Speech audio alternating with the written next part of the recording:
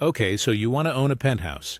You want the top floor of the best building in the city, glass on three sides, a terrace where the skyline belongs to you, and a private elevator that opens directly into your own foyer instead of a shared hallway.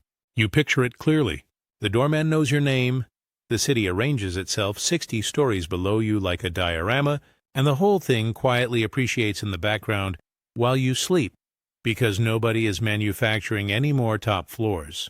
You walk through the listing photos and the math feels obvious. Manhattan penthouses traded at a median of roughly $7.8 million in 2023, and trophy units regularly crossed $30 million. Miami penthouse sales above $10 million doubled between 2020 and 2022. You see these numbers and you think, the people buying these are not losing money. And you're not wrong. But here is what that picture actually costs. In most luxury towers, the penthouse is the worst performing unit in the entire building on a total return basis. Not the most volatile, not the riskiest, the worst. The two-bedroom on floor 30, smaller, darker, cheaper, with an inferior view, beats it on the way in, on the way through, and on the way out. The developers who build these towers know that before they pour the foundation, they design around it. At 432 Park Avenue, one of the most expensive residential addresses ever constructed, the condominium board sued the developers in 2021 over more than 500 alleged construction and design defects. At Millennium Tower in San Francisco, the building sank and tilted enough to trigger a structural retrofit and years of litigation, with a settlement running into the hundreds of millions. Owners in both buildings had paid tens of millions per unit, and the gap between what a penthouse looks like on a listing page and what it actually costs to hold, carry, and eventually sell is enormous. Let's start at the beginning. Before you can own anything, you need somewhere to own it. And with a penthouse, what you are actually buying is more specific and more fragile than almost any buyer realizes before closing. Read the deed on a condominium unit sometime and notice what it actually describes. A space bounded by the unfinished inner surfaces of the walls, floor, and ceiling. Everything structural. The slab under your feet, the columns holding you up, the curtain wall you paid a premium to look through, the roof directly above your bedroom, belongs to a corporation. You own a percentage of that corporation, and you own the paint. That percentage is called your common interest share, and it is the single most consequential number in the entire transaction. When the building was declared, the sponsor filed a document assigning every unit a percentage, usually driven by square footage and original offering price. Your penthouse is 4,200 square feet in a building with 200,000 square feet of residential space. Your percentage lands somewhere around 2.1%. That number determines your share of every dollar the building ever spends, forever. It is written into the declaration. You cannot negotiate it. You cannot appeal it. And changing it typically requires a supermajority vote of the very neighbors who benefit from leaving it exactly where it is. You have the largest bill in the building and roughly 2% of the vote. In Manhattan, prime penthouse inventory concentrates in a corridor running from Billionaires Row along 57th Street down through Tribeca. In Miami, the density sits along Brickell, Edgewater, and the beachfront strips of Sunny Isles and Surfside. In London, it is Mayfair, Knightsbridge, and the new towers along the South Bank. In each of these markets, the price per square foot at the top of a building runs 40% to 65% above the building's average. The spread varies by city in ways that matter. In Manhattan, the penthouse premium tends to compress in older co-op buildings, where the top floor is a walk-up from the elevator landing, and it expands dramatically in new construction condominiums where the developer designed the penthouse to be the marketing centerpiece. In Miami, the premium is driven almost entirely by terrace size and water exposure, and it has widened sharply since 2020 as the buyer pool shifted from seasonal to primary residence purchasers willing to pay for outdoor space in a way that New York buyers historically were not. In London, leasehold structures add another variable. The remaining term on the lease directly affects the premium, and a penthouse on a short lease in Knightsbridge can trade below a mid-floor unit on a fresh 999-year term. You are paying that premium for altitude, terrace access, and exclusivity. Here is the problem with paying a premium for exclusivity. Exclusivity means there is exactly one of them, which means there is no comparable sale. Every other unit in the building has 30 siblings that have traded in the last 4 years, so an appraiser can price them in an afternoon. Yours has none. When your buyer's lender orders an appraisal, the appraiser has to reach for a penthouse in a different building, in a different neighborhood, with a different terrace from a different year, and then make adjustments that are essentially opinions. Appraisals on trophy units come in low constantly. Not because appraisers are hostile, but because the methodology requires comparables, and you deliberately bought the thing that has none, and you haven't spent a single dollar on closing costs, carrying costs, or making the space livable yet. Now let's walk through where the money actually goes at the point of purchase. The asking price on a trophy penthouse in a major market sits somewhere between $7 million and $35 million. Call it $9.2 million as a working number in a strong but not ultra-luxury Manhattan tower. The building's standard 2 bedrooms on floor 30 trade at roughly $1,150 per square foot. Your penthouse is priced at $2,190 per square foot. That is a 51% premium for the same concrete, the same elevators, the same doorman, and the same boiler. On top of that $9.2 million, closing costs begin stacking immediately. In New York, the state mansion tax runs on a progressive schedule starting at 1% above $1 million and climbing toward 3.9% at the top of the bracket. On a $9.2 million purchase, the buyer writes a check for roughly $230,000 in mansion tax alone. That is not a deposit. That is not a fee for a service rendered. That is $250,000 that leaves your account at closing and never comes back. Add legal fees running $15,000 to $40,000, title insurance at roughly $25,000, and miscellaneous recording and administrative charges, and your total closing costs land somewhere between $320,000 and $450,000 before you have unpacked a single box. If you finance the purchase with a jumbo mortgage, rates on those sat between 6.5% and 7.8% through most of 2024. The monthly debt service on a $6.5 million loan at 7% over 30 years is roughly $43,000. That is $516,000 a year in principal and interest alone. Renovation on a penthouse of this scale runs $400 to $800 per square foot if you are doing serious interior architecture. On 4,200 square feet, that is $1.7 million to $3.4 million. A terrace build-out with an outdoor kitchen, planters, pergola, lighting, and irrigation adds another $250,000 to $600,000. Cost overruns are the norm, not the exception.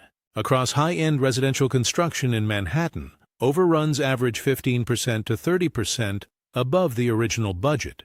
That is not a typo. So the true all-in cost to acquire and make livable a $9.2 million penthouse before you have spent a single night in it lands somewhere between $11.5 million and $14 million.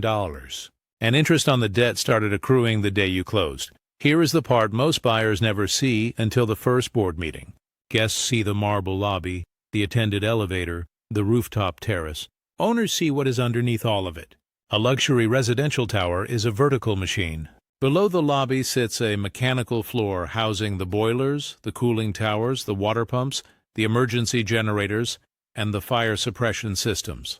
The elevator system in a 60-story tower typically includes 4 to 6 high-speed cabs operating on a dispatch algorithm that prioritizes floor traffic density. Those cabs require annual maintenance contracts running $80,000 to $150,000 per cab. The HVAC plant serving a building of this size consumes electricity at a rate that would power roughly 40 single-family homes. Every vertical riser, potable water, wastewater, gas, electrical conduit, fiber optic, runs the full height of the building and ages at the same rate. Replacing a single plumbing riser in a 60-story tower costs somewhere between $2 million and $5 million and takes 18 months because the work moves floor by floor. The facade itself is a system, not decoration. A curtain wall on a modern tower consists of thousands of individual sealed glass units, each with a gasket life of roughly 20 to 30 years. When those seals fail, water enters the building envelope, and the first apartment it reaches is yours. because everything above you is roof. Then there is the terrace membrane. Under your pavers sits a waterproofing layer that is technically the roof of the apartment below you. Classified as a common element, the board is responsible for maintaining. That membrane has a service life of roughly 20 to 25 years. When it reaches end of life, the building pays to replace it, and you pay to remove and reinstall everything sitting on top of it. Your pavers, your planters full of soil that took a crane to fill, your outdoor kitchen with its gas line and refrigeration, your pergola, your irrigation, your lighting. On a serious terrace, that removal and reinstallation runs $150,000 to $400,000. And the terrace is unusable for a full season while it happens. That is not a disaster. That is the schedule. It was always coming, and it arrives roughly once every 2 decades for as long as the building stands. This invisible infrastructure is the most expensive machine you own, and most of your neighbors on floor 30 barely know it exists. You know it because your 2.1% share of every repair bill makes sure you do. Now let's talk about what it costs every single month to hold this apartment, even if you never turn on a light. Common charges in a full-service luxury tower run somewhere between $250 and $350 per square foot per month. On 4,200 square feet at $3.10, that is roughly $13,000 a month, $156,000 a year. That covers the doorman, the concierge, the maintenance staff, the elevator service contracts, the building insurance premium, the reserve fund contribution, the common area utilities, and the management company's fee. Property taxes on a unit at this price level in Manhattan, after whatever abatement program applies, come to roughly $5,800 per month. That is another $70,000 a year. Add your own homeowner's insurance. A walls-in policy on a $9.2 million unit runs $8,000 to $15,000 annually, plus utilities on a space with 4 exposures and a lot of glass. And you are at roughly $250,000 a year to hold an apartment you already paid cash for. That is $21,000 a month to carry an empty box, and common charges do not hold still. They escalate with labor contracts, insurance renewals, and energy pricing. The honest planning number over a decade is not $2.5 million. With normal escalation of 3% to 5% annually, it is closer to $2.9 million. If common charges are expensive, insurance is catastrophic. Between 2021 and 2024, master policy premiums on large residential towers in coastal markets rose by roughly 50%. In Florida, many buildings saw them double or triple, driven by reinsurance pricing that has nothing to do with your building's individual claims history.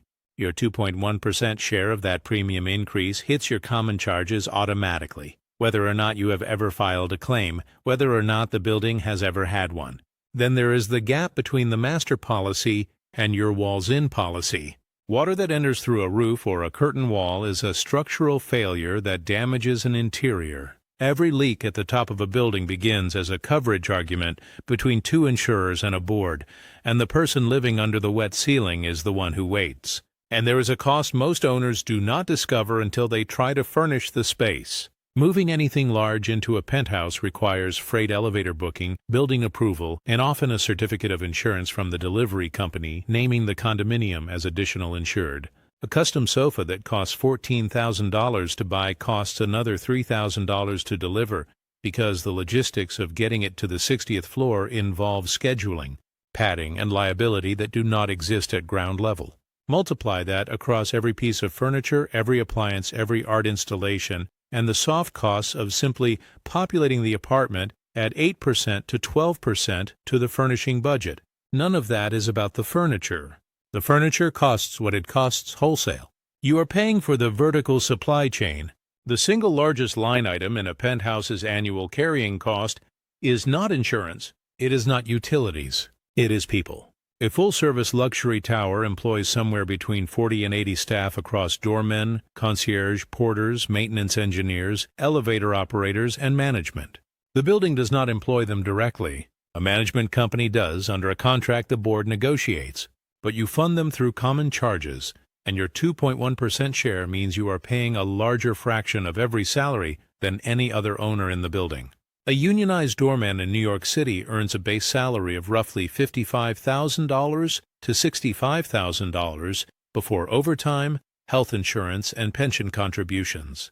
With benefits, the fully loaded cost per doorman is closer to $95,000 to $110,000 annually. A building running 24-hour door coverage with relief shifts employs 5 to 6 doormen for that single post. That is over $500,000 a year for the person who opens the door. Multiply that structure across every staffed position, and the building's total payroll lands between $3 million and $6 million annually. Your share of that, at 2.1%, is $63,000 to $126,000 per year embedded in your common charges. Training and turnover compound the cost. Licensed boiler operators, fire safety directors, and building engineers require certifications that take months to obtain. When one leaves, the replacement cycle is expensive and the gap is filled by overtime. Payroll in the residential condominium sector typically accounts for 35% to 45% of total operating expenses. And here is the part that makes the penthouse owner's position uniquely exposed. You are the largest single contributor to that payroll through your common charges, but you have roughly 2% of the board vote. The building's decisions about staffing levels, union negotiations, management company selection, and contractor hiring are made by a board elected by unit count, not by contribution. Your financial exposure is proportional to your square footage. Your governance power is proportional to your unit count, which is 1. In a 200-unit building, the 40 studio owners on floors 8 through 14 have more collective voting power than you do, and their incentive is to keep common charges low because their resale prices are more sensitive to monthly costs than yours. That misalignment between who pays the most and who decides how it gets spent is baked into the declaration, and it does not change. Safety is not a line item. Safety is the business. In New York, buildings above 6 stories undergo mandatory facade inspection every 5 years under the Facade Inspection and Safety Program. Commonly known by its older name, Local Law 11, the inspection itself is inexpensive. The repairs it triggers are not. A serious facade cycle on a large tower runs $8 million to $15 million. It is not optional and it is not deferrable because a failed filing carries penalties and liability that no board will accept. Your share of a $12 million facade project at 2.1% is $252,000.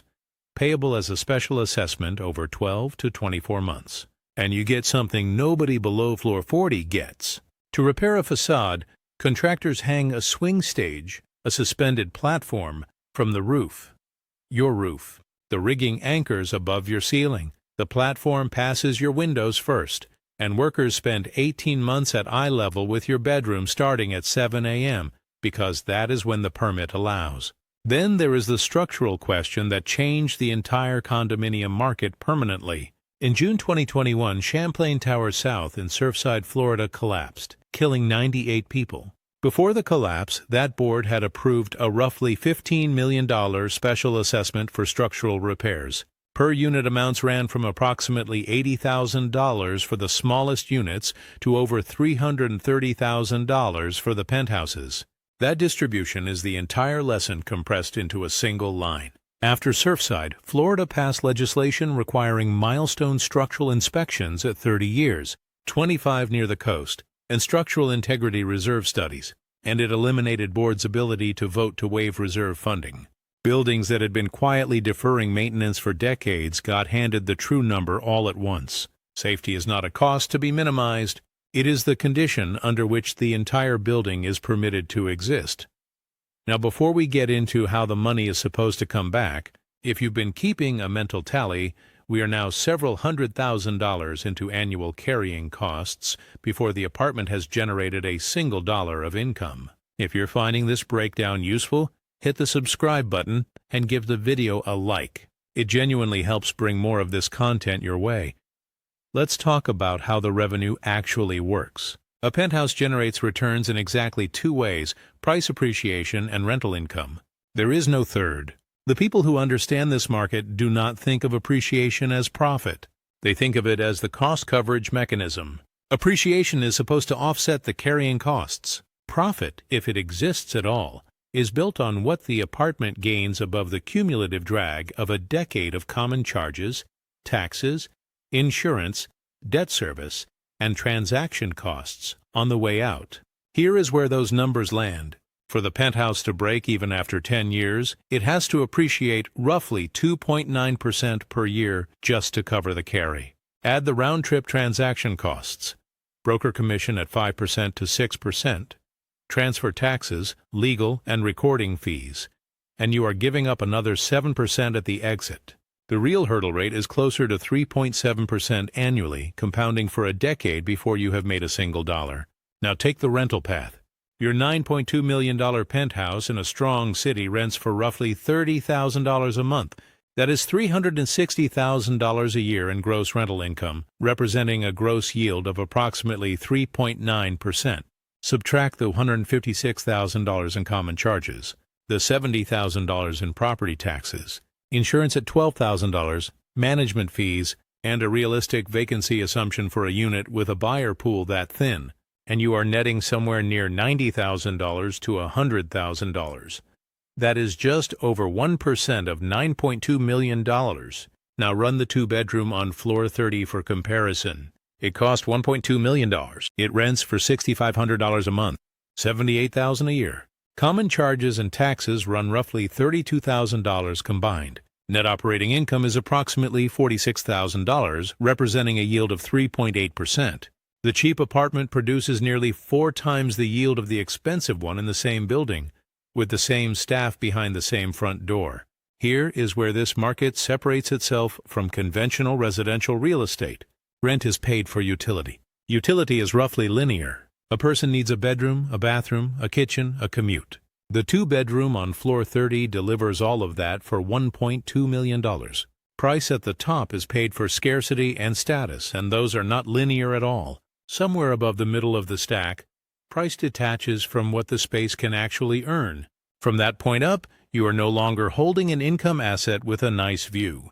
You are holding a consumption good that happens to be recorded on a deed. That is fine, as long as you know that is the trade.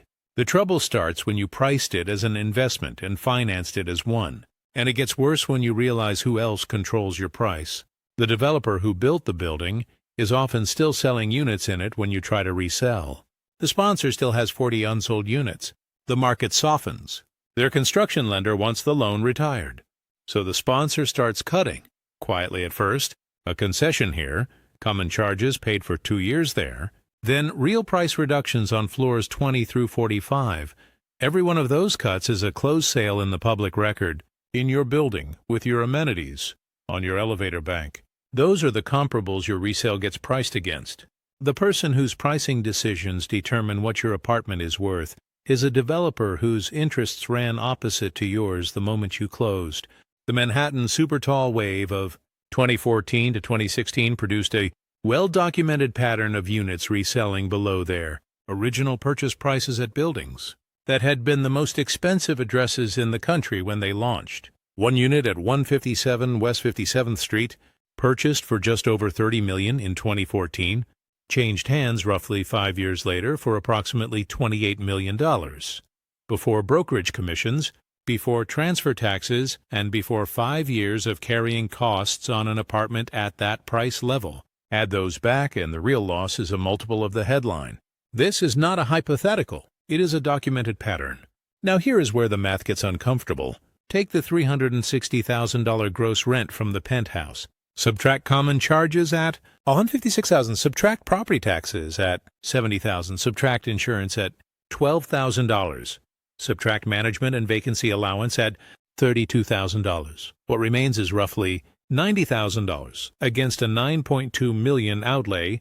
That is a net yield of 0.98%. If you finance the purchase, the debt service alone exceeds the gross rent. You are paying to lend someone your apartment, and that $90,000 net assumes full occupancy. No major repairs inside your walls, no special assessment, and no disruption from building capital work that makes the unit temporarily unrentable. When you add it all up, A penthouse generating $360,000 in gross annual rent might net somewhere between $85,000 and $105,000 in a good year, a yield of roughly 0.9% to 1.1%, if everything goes right, and everything has to go right. Here is the one variable that no owner controls, and that determines whether the penthouse holds its value or quietly destroys it. You did not buy the view. There is no such thing as buying the view. In most of the United States, a landowner has no legal right to light, air, or an unobstructed sight line over adjoining property. The controlling precedent comes from a 1959 Florida case, Fontainebleau Hotel Corp. v. 4525 Inc., where one hotel built an addition that cast a shadow across its neighbor's pool. The neighbor sued. The court held that a landowner has no legal right to the free flow of light and air across adjoining land. That case is why your view is not an asset. It is a temporary condition of the neighborhood. Roughly half the premium you paid over the building's average price per square foot is attributable to sight lines, water, park, skyline, whatever the marketing brochure named.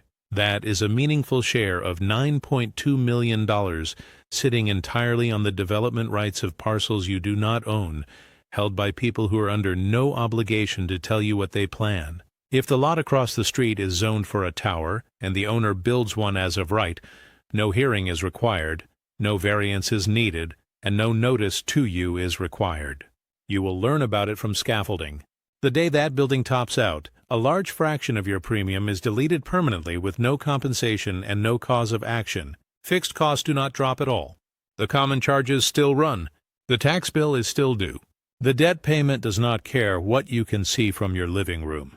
And the view is only one of the uncontrollable variables. After Surfside, Fannie Mae and Freddie Mac began requiring detailed questionnaires about structural condition, deferred maintenance, and reserve funding before they would purchase a loan secured by a condominium unit. Buildings that failed went onto an unavailable list. By 2024, that list ran into the thousands of buildings nationally, concentrated in Florida but present everywhere.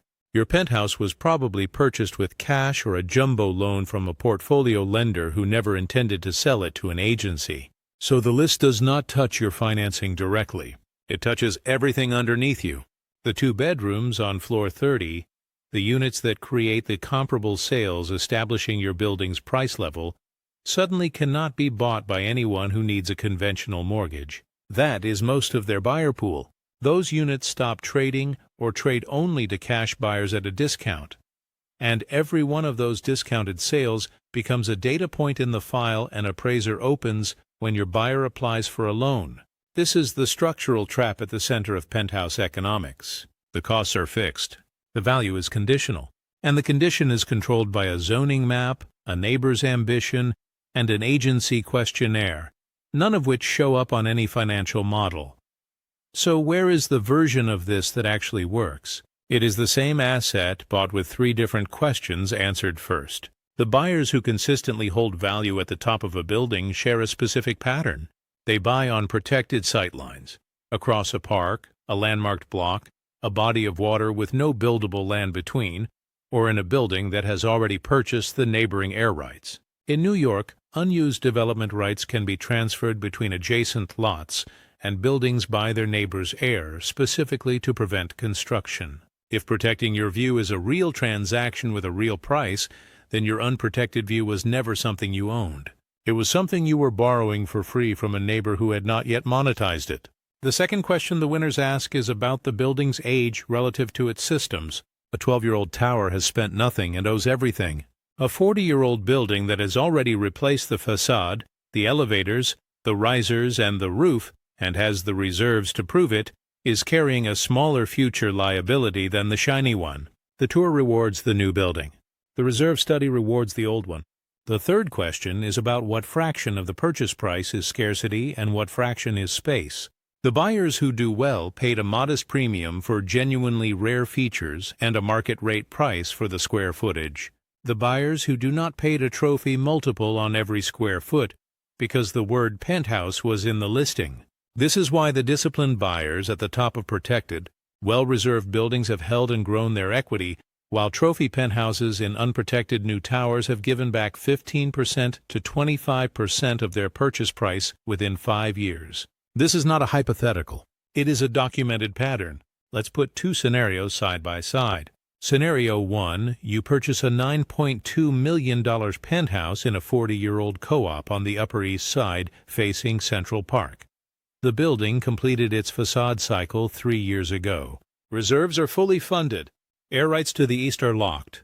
You close, renovate for $1.8 million and hold for 10 years. Annual carry runs $250,000 in year 1, escalating to $310,000 by year 10, totaling roughly $2.8 million.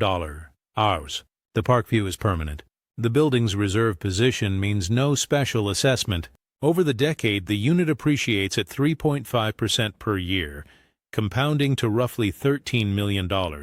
You sell at $12.8 million, pay 7% in transaction costs, and net approximately $11.9 million. Subtract the $9.2 million purchase, $1.8 million in renovation, and $2.8 million in carry, and your net gain is roughly minus $100,000 in nominal terms. But you lived in one of the finest apartments in the city for a decade, and you essentially broke even on the capital. That is the good outcome. Scenario 2. You purchase a $9.2 million penthouse in a 10-year-old tower in Midtown with open sightlines to the south. Same price, same quality, same square footage. Year 2. The reserve study lands and the building discovers the facade and the elevator modernization are due in the same window. The board approves a $14 million special assessment. Your 2.1% share is $294,000 payable over 18 months. Your loss assessment insurance rider caps at $50,000. Year 3, a developer files plans for a 70-story tower on the lot directly to your south. No variance needed. Construction begins. Your sightline premium, roughly $2 million of your purchase price, begins evaporating. Year 4, the assessment plus the pending capital work appears on the lender questionnaire. Conventional financing dries up for the smaller units. Sales in your building slow to cash-only buyers hunting discounts. You list at $9.5 million. 12 months later, you are at $8.2 million, and the serious buyer has read the board minutes, priced the remaining capital work, and comes in at $7.4 million. You close at $7.6 million, pay 6% in transaction costs, and net roughly $7.1 million.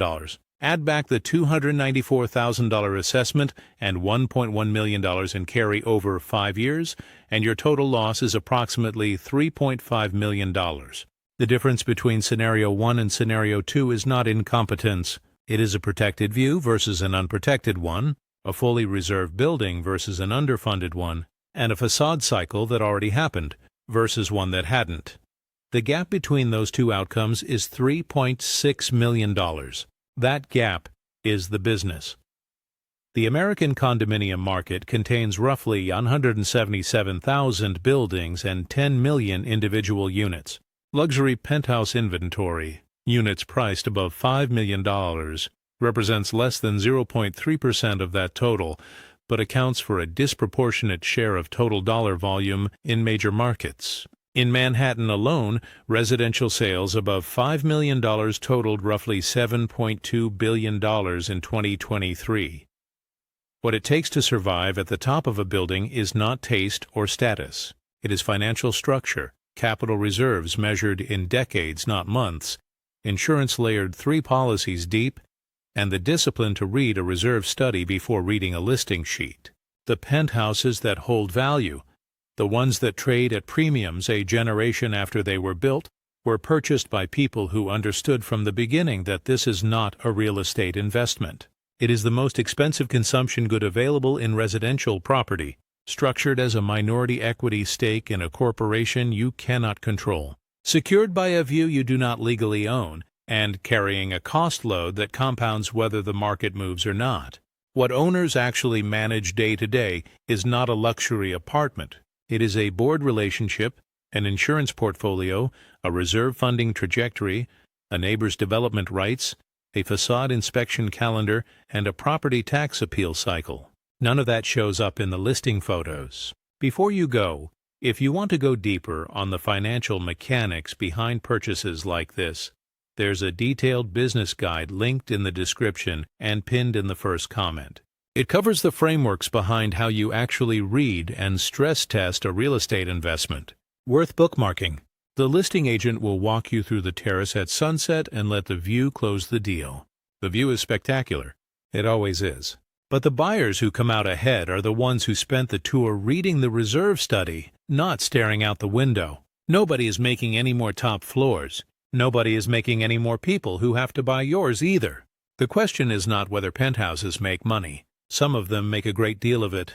The question is whether the person buying one really understood what they were purchasing. If you enjoyed this video, please like it and subscribe to the channel if you haven't already. It genuinely helps this channel keep growing.